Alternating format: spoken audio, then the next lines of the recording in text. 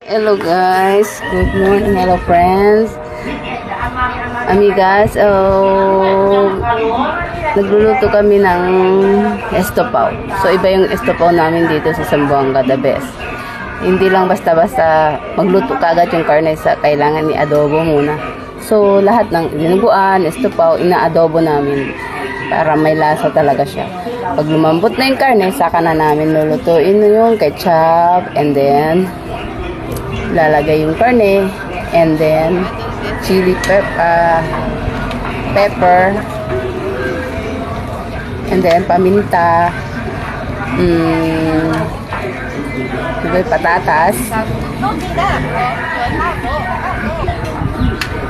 Ayan. So, the best, diba? Tingnan nyo. Ang dami. At saka butter.